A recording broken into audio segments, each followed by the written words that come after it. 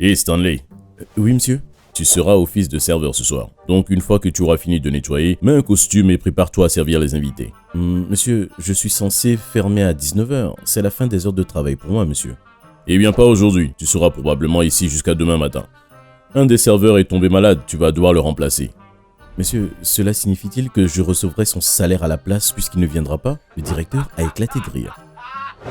Rêve Stan, tu ne seras pas payé un centime pour les heures supplémentaires que tu feras. Si cela ne te convient pas, n'hésite pas à démissionner. Il y a des millions de concierges heureux de te remplacer et au cas où tu ne le saurais pas, ces personnes sont heureuses d'être payées la moitié de ton salaire pour plus de travail. La moitié de 2 dollars par heure? Ai-je demandé surpris. Qui dans le monde voudrait être payé 1 dollar par heure? Je n'ai accepté ce travail que parce que je mourrais de faim. Monsieur, pourrais-je avoir juste un tout petit peu d'argent de votre part? Vous ne m'avez pas prévenu de l'événement plus tôt, donc je n'ai rien apporté de décent à apporter.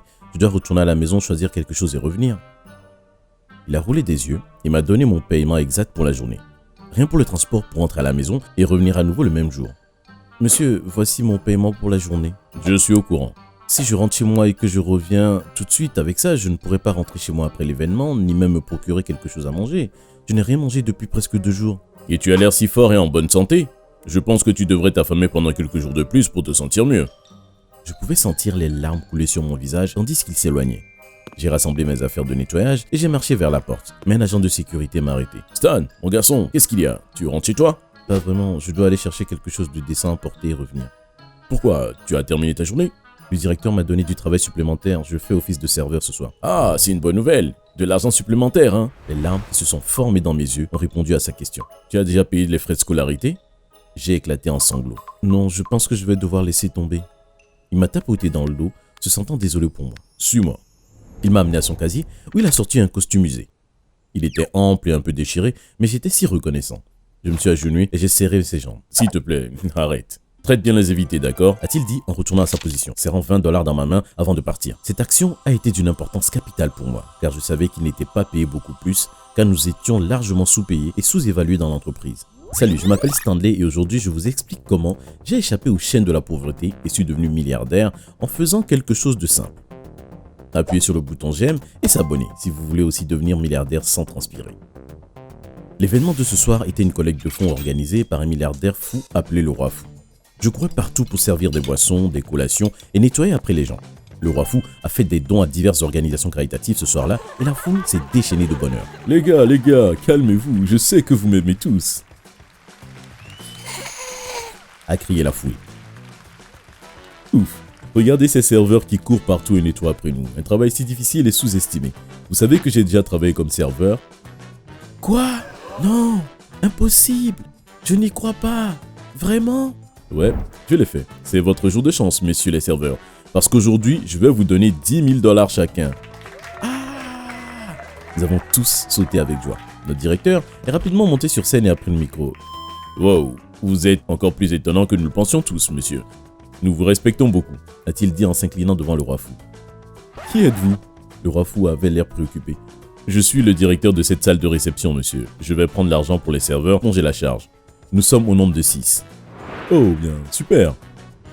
Le Roi Fou a rédigé un chèque de 10 000 dollars et les a remis à notre directeur. Tout d'abord, il n'y avait que 5 serveurs. Deuxièmement, pourquoi avait-il besoin de prendre nos chèques? Je veux dire, on a des mains. Alors que notre directeur passait devant nous avec un sourire mauvais, nous savions que nous ne verrions probablement jamais nos chèques de 10 000 dollars. Mais il n'était pas question de le laisser faire. J'avais besoin d'argent pour résoudre beaucoup de problèmes. Je devais payer l'école, le loyer, les médicaments, le traitement médical de ma mère malade et mourante et bien plus encore. Je ne pouvais pas le laisser partir avec mon cadeau de 10 000 dollars. Je l'ai donc suivi et l'ai arrêté dans le couloir près de la cuisine. Directeur, attendez s'il vous plaît. Pourrais-je avoir mon propre chèque? Je veux juste le garder en sécurité moi-même. Merci beaucoup de l'avoir reçu en mon nom, monsieur. Le directeur s'est retourné lentement en me fixant du regard. Dégage, imbécile, tu travailles pour moi. Donc ton argent est mon argent. Tes cadeaux sont mes cadeaux. Tu ne recevras pas de chèque. J'ai éclaté en sanglots pour la 3e fois cette nuit-là. S'il vous plaît, monsieur, je vous en supplie, s'il vous plaît. J'ai besoin d'argent pour payer les frais de scolarité, le loyer, la nourriture, les médicaments et les factures médicales de ma mère. Même si ce n'est que 1 000 dollars sur les 10 000 que vous me donnez, ça me va. Je promets de ne jamais parler du chèque supplémentaire de 10 000 dollars que vous avez reçu. Stanley, es-tu sourd? J'ai dit que tu n'auras pas un centime. D'accord, monsieur, vous pouvez me donner 500 dollars alors? J'ai vu la colère sur son visage. Et 100 dollars? J'ai juste besoin d'acheter des médicaments pour ma mère. » Le directeur a tendu les mains vers moi comme s'il acceptait de me donner les 100 $. Tout à coup, son poing a volé vers moi et tout ce que j'ai vu, c'est du noir. Quand j'ai ouvert les yeux, j'ai senti qu'on me poussait dans quelque chose comme un chariot. Tout était sombre, mais par un petit trou dans le conteneur dans lequel je me trouvais, qui semblait être une armoire, je pouvais voir qu'on me faisait sortir du couloir dans la salle où se déroulait l'événement. J'ai essayé de dire quelque chose, mais j'ai remarqué que ma bouche était bâillonnée et recouverte de rubans adhésifs. Personne ne pouvait m'entendre. Mes mains et mes pieds étaient également attachés pour que je ne puisse pas bouger. Qu'est-ce qui n'allait pas avec notre directeur? Celui qui me faisait rouler s'est arrêté en entrant dans le hall et m'a laissé dans un coin. À ce moment précis, le roi fou a pris son micro pour faire une annonce. Fans et amoureux, je vais changer la vie de quelqu'un aujourd'hui. Nous allons jouer à un jeu maintenant. Vous voyez ce gâteau-là? Il a pointé le doigt vers moi et tout le monde a regardé sur le haut de l'armoire dans lequel j'avais été enfermé. J'y ai caché un petit chèque d'1 milliard de $. Les serveurs vont couper le gâteau en petits morceaux et le partager et une personne chanceuse gagnera l'argent. De toute évidence, la foule n'a pas fait confiance aux serveurs pour couper le gâteau afin d'éviter qu'ils ne gagnent l'argent. Ils se sont approchés doucement du gâteau. À ce moment-là, j'ai compris que j'étais en danger, que je devais sortir le plus vite possible. Je me suis débattu et j'ai réussi à libérer mes mains et mes pieds, après quoi j'ai enlevé mon maillon et j'ai essayé de sortir en douce, mais il était trop tard. Alors, voilà comment ça va se passer après. La foule n'a pas eu besoin d'en entendre plus de la part du roi fou, car le gâteau était déjà entouré et les gens se pinçaient autour. Lorsque d'autres ont remarqué que les gens se pinçaient, ils ont commencé à le faire aussi, et ensuite une bagarre a éclaté pendant que je luttais pour m'échapper au milieu du calot. Alors que des hommes et des femmes élégamment vêtus plongeaient leurs mains dans le gâteau coûteux, le mangeant et le fouillant comme des fous, je me suis prudemment glissé hors du placard. Malheureusement, la foule en délire a réussi à m'assommer dans le chaos. Je ne sais pas combien de temps je suis resté inconscient, mais un grand jet d'eau froide m'a fait reprendre connaissance. Vous avez violé votre contrat de travail en vous enivrant et en vous évanouissant pendant votre travail. De ce fait, vous ne serez pas payé une journée complète de travail. Quoi? Je n'ai rien bu. J'ai été assommé par la foule en délire. 2 jours pour m'avoir menti. Quoi? Comment pouvez-vous faire cela? Tout ça, c'est de votre faute.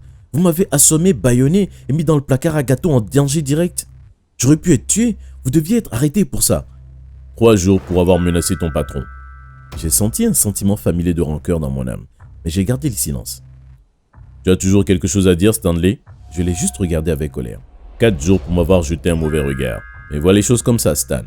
Tu es libre de démissionner si vous n'êtes pas satisfait de ton travail. N'hésite pas à démissionner à tout moment. Stanley.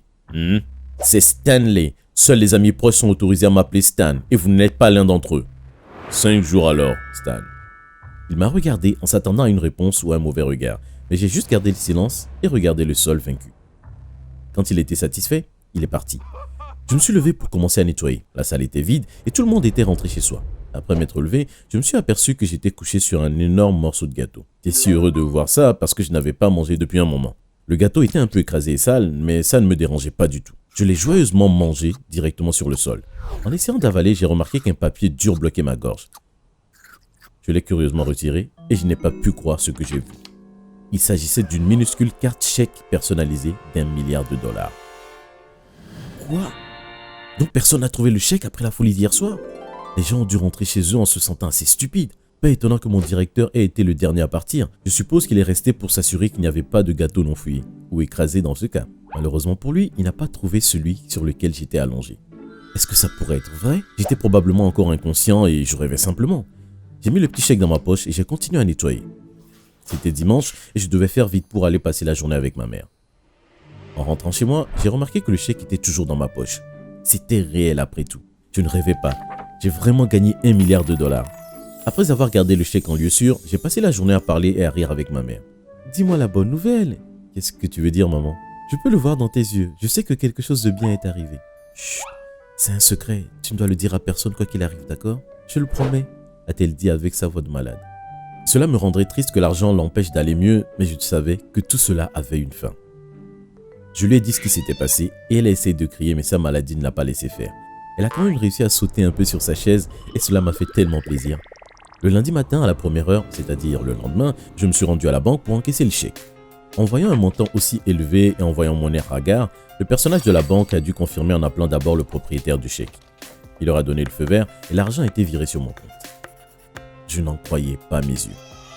Mon compte a dû être mis à niveau car le type de compte précédent ne pouvait pas contenir un tel montant. La première chose que j'ai faite avec ma nouvelle richesse a été de donner à ma mère le meilleur traitement possible. J'ai également été transféré dans une meilleure école et j'ai payé tous les frais nécessaires jusqu'à l'obtention de mon diplôme. Je l'ai séparé, puis j'ai bloqué de l'argent pour l'université. J'ai investi dans les actions et des bitcoins, j'ai payé mon loyer pendant quelques années et j'ai acheté des produits de première nécessité qui allaient également durer quelques années. Ensuite, j'ai racheté l'entreprise dans laquelle je travaillais auparavant en tant que concierge. J'ai rétrogradé le directeur à un poste de concierge, puis je l'ai obligé à rendre à tous les serveurs l'argent qu'il avait gagné avec des intérêts. J'ai récupéré les 10 000 $ qu'il m'avait volés et je les ai donnés à l'agent de sécurité qui m'a aidé cette nuit-là. J'ai augmenté le salaire de tous les travailleurs de l'entreprise et j'ai commencé à leur verser leur salaire normal. Cela les a rendus heureux et prêts à travailler encore plus, triplant ainsi le revenu que l'entreprise réalisait auparavant, augmentant indirectement ma richesse. Mon patrimoine s'était considérablement accru grâce à ma société et à mes investissements. J'ai commencé à acheter des biens locatifs que ma mère a commencé à gérer lorsqu'elle s'est rétablie. Plus ma richesse augmentait, plus j'investissais. 2 ans plus tard, je me suis rendu compte que je n'avais jamais remercié le roi fou et que c'était une énorme erreur. Je me suis rendu chez lui avec des cadeaux et je me suis excusé. Je lui ai dit que je lui étais reconnaissant d'avoir changé ma vie et que je voulais travailler sous ses ordres gratuitement pour me faire pardonner de l'avoir remercié tardivement. Il a ri et dit que j'étais la seule personne à qui il avait donné de l'argent qui soit revenu le remercier. Il a également accepté ma proposition de travailler sous ses ordres gratuitement. La raison pour laquelle j'ai voulu travailler gratuitement avec lui était en fait que je pouvais apprendre les secrets de la création de richesse par son intérimaire et il le savait. De plus, je n'avais plus besoin de travailler pour l'argent puisque mon argent travaillait maintenant pour moi. À ma grande surprise, il m'a donné le poste de concierge pour commencer. Et aussi dégoûté que je l'étais, je savais que c'était simplement un test d'humilité et je l'ai donc accepté. Il m'a promu tous les 6 mois jusqu'à ce que je devienne finalement son assistant personnel.